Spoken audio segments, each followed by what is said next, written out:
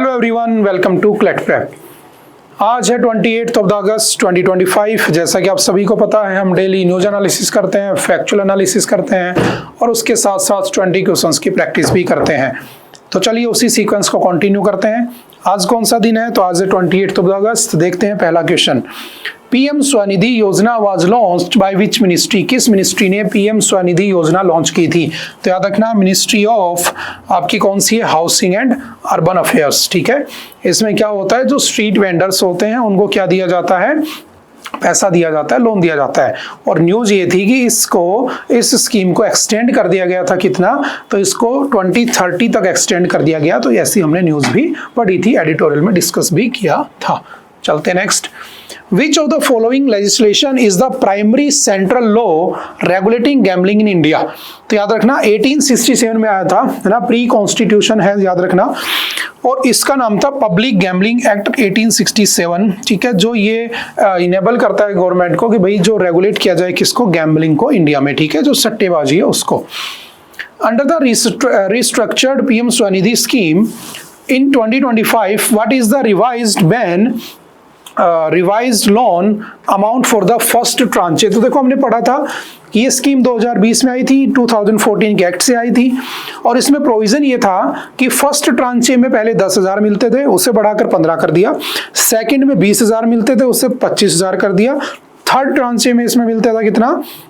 50,000 रुपए। वो अभी भी स्टिल 50,000 ही रखा गया है। तो फर्स्ट वाला पूछ रहा है, तो ऑप्शन नंबर कौन सा सही हो जाएगा? B, that is 10 to 15,000। यहाँ सेकंड लिखा होता तो मैं यहाँ पर कह देता 20 से 25। तो अभी कौन सा सही हो जाएगा? 10 से 15 वाला। ठीक है, और 15 का तो कोई स्कीम ही नहीं है, तो सी वैसे गलत हो जाएगा। Who headed the Supreme Court Collegium? आपको पता है ना कोलेजियम क्या होता है ना? काउंसिल होती है ना, जजेज होते हैं, वो दूसरे जजेज को अपॉइंट करते हैं। ठीक है, तो सुप्रीम कोर्ट के कोलेजियम में कौन था? That recommended the appointment of justice Alok Aradhe and justice Vipul Pancholi to the supreme court in August 2025। तो इनमें से कौन था? Justice BR Gavai. और ये कौन है आज के दिन? हमारे चीफ जस्टिस ऑफ इंडिया। ये भी ध्यान रखना। ठीक है, और ये तो हम पढ़ते भी रहते हैं काफी बार सुप्रीम कोर्ट के बारे में। द प्रधानमंत्री जन धन योजना completed how many years on 28 अगस्त 2025? तो आज याद रखना, जन धन योजना जो थी जिसमें गरीबों के खाते खोले गए थे जीरो अकाउंट में, उस स्कीम को चले 11 साल पूरे हो गए हैं। ठीक है, तो 11 ईयर्स, यानी कि option number B is the right answer. 2014 में ये स्कीम आई थी, ये भी ध्यान रखना। नेक्स्ट है, vibrant village programme is implemented by which ministry? तो क्या है वाइब्रेंट विलेज प्रोग्राम? तो याद रखना, ये कौन लाया था? Ministry of home affairs, Amit Shah ji, है ना। है क्या इसमें? ध्यान रखना कि जो विलेज हैं, जो बॉर्डर एरियाज पे बने हैं, वहां पर इंफ्रास्ट्रक्चरल डेवलपमेंट करने के लिए होटल्स, रेस्टोरेंट्स, है ना, रोड, ये सब बनाने के लिए स्कीम लाई गई थी। और इसका दूसरा वर्जन अभी लॉन्च किया गया। ठीक है, 2023 में आई थी, उसका दूसरा वर्जन इस बार कर दिया गया। ठीक है, तो ministry of home affair is the right answer. ठीक है। Where was the first recent human case of the flesh-eating parasite, the New World screwworm reported? तो याद रखना, पहला ह्यूमन केस मिला है जिसमें फ्लैश ईटिंग पैरासाइट मिला है। कहाँ पर? यूनाइटेड स्टेट में। एक पैरासाइट है, वो आपके बॉडी में आ जाता है। ठीक है ना, और वो बेसिकली उसको कैरी कौन करती है? तो मक्खियाँ ना, जो आपकी मक्खियाँ होती हैं वो उसको कैरी करती हैं, ध्यान रखना। और वो आपकी बॉडी में आ जाता है, आपकी बॉडी को खाना शुरू कर देता है, फिर धीरे धीरे खाता रहता है, फिर उसके अंदर जैसे घाव हो गया, तो घाव होने के बाद, है ना, जब वाउंड हो जाएगा, आपको घाव हो जाएगा, तो धीरे धीरे उसमें स्मेल आने लगेगी। तो समझ लेना, अगर स्मेल आने लगी है ना, तो डेफिनेटली कुछ ना कुछ बैक्टीरिया अंदर, या आपका जो पैरासाइट है वो पनप रहा है, और वो फिर अंदर से मांस खाना शुरू कर देता है। ठीक है, तो कहाँ पर हुआ है ये? USA में एक रिसेंट देखा गया केस। ठीक है, तो सिंपल याद रखना, सी इज द राइट आंसर। एक अभी तक हम जानते थे, जैसे केरला में आते रहते थे ना, कि बच्चा जा रहा था घर से, है ना, स्कूल से आ रहा था, छुट्टी हुई, जस्ट एग्जांपल दे रहा हूँ, और बारिश का मौसम था, बीच में नदी बह रही थी, तालाब भरा था, उसमें नहा लिया। उसके अंदर क्या थे? पैरासाइट वगैरह थे ना, वो उसके दिमाग में, कान के थ्रू दिमाग में चले गए। वो क्या था? Mind eating. वो एक अमीबा होता है, ध्यान रखना, वो माइंड ईटिंग अमीबा था, जो बहुत सारे केस हम देखते रहते हैं इंडिया में, साउथ इंडिया में, इवन नॉर्थ इंडिया में भी आते रहते हैं। ठीक है, और धीरे धीरे आपके दिमाग को खा जाते हैं। ये फ्लैश ईटिंग पैरासाइट की बात कर रहा हूं मैं। ठीक है, the directive principles of the state policy under article 43 of the constitution relate to, तो क्या कहता है डीपीएसपी का 43? तो आज हमने एक आर्टिकल भी डिस्कस किया था एमएसएमई का, माइक्रो स्मॉल मीडियम एंटरप्राइजेस, तो बस उसी की बात कर रहा है। Promotion of cottage industries on an individual और cooperative basis in the rural areas, कहीं ना कहीं किसको प्रमोट किया जा रहा है? लिविंग वेज को, ठीक है, प्रमोट करने के लिए। Which fundamental right under Article 19 is most relevant for entrepreneurs and MSMEs in India? तो कौन सा आर्टिकल होगा फंडामेंटल राइट का? चलो देखते हैं ना।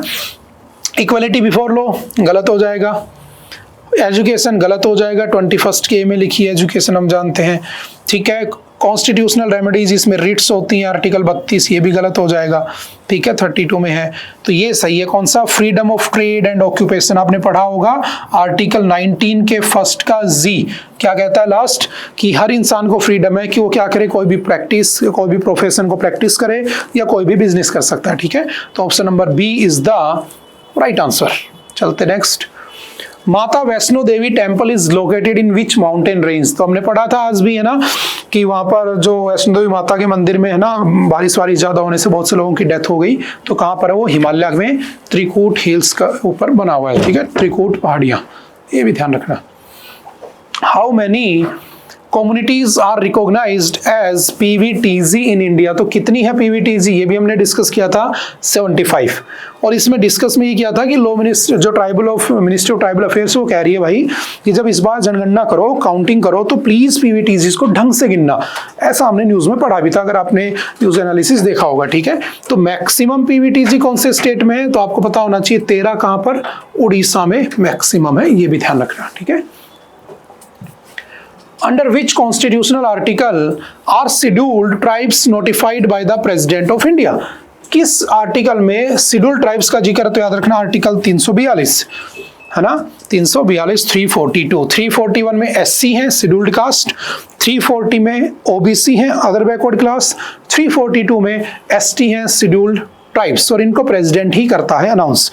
और इवन हमारी प्रेसिडेंट भी द्रौपदी मुर्मू जी एक ट्राइबल वुमेन है, ये भी आप जानते हो। Next the panchayat extension to scheduled area, जो पेसा एक्ट था वो किससे रिलेट करता है? तो सिंपल, जो आपकी ग्राम सभा है वो कहां तक पहुंच जाए? ट्राइबल एरियाज तक। हमने पढ़ा भी था, डिस्कस भी किया था, ताकि वहां पर लोगों को एजुकेशन, है ना, वहां पर इंफ्रास्ट्रक्चर, रोड, पानी, बिजली सब पहुंच जाए, ठीक है। तो हम पेसा एक्ट लाए थे 1996 में। चलते next. Which article of the Indian Constitution provides for the appointment of a commission to report on the administration of the scheduled areas and the welfare of the scheduled tribes? तो कौन से article में provision है? तो याद रखना article number 339, option number C is the right answer, जिसमें कहा गया था कि एक एडमिनिस्ट्रेशन होना चाहिए जो ट्राइबल लोगों की, ट्राइबल जो शेड्यूल्ड ट्राइब्स हैं उनके वेलफेयर की बात करेगा, ठीक है। तो C is the right answer.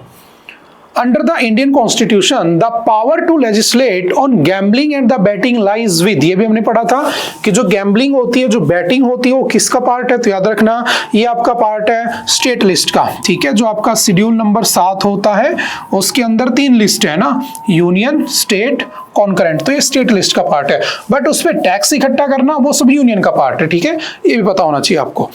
चलते next. The headquarter of NDRF is located, कहां पर एनडीआरएफ का हेडक्वार्टर, है ना, जो कि हमने न्यूज में पढ़ा था, कहां पर है? न्यू दिल्ली में, जिसको इकोलॉजिकली जो आपके एरियाज है ना, सेंसिटिव एरिया, वहां पर लोकेट करने की बात की जा रही थी। Next. PM Svanidhi scheme was launched in which year, कौन से ईयर में आई थी? तो ये भी हमने पढ़ा था, कब आई थी? 2020 में, ठीक है। 2014 के एक्ट से उसे पास किया गया था, है ना, कोरोना के बाद। The main objective of PM Svanidhi scheme is to, क्या ऑब्जेक्टिव था इसका? तो इसका ऑब्जेक्टिव बस इतना था, टू प्रोवाइड हाउसिंग नहीं, working capital loans to street vendors, उनको लोन देने का काम था। 10,000 का, दूसरे में 20,000 का, और तीसरी बार 50,000 का। और हमने पढ़ा था इसको हमारी मिनिस्ट्री ने, सरकार ने इसे बढ़ा दिया है, अब इसे कर दिया है 10,000 से 15,000, 20,000 से 25,000, और 50,000 को सेम 50,000 ही रखा है, और इसे 2030 तक एक्सटेंड कर दिया है, ठीक है, ऐसा हमने डिस्कस भी किया था।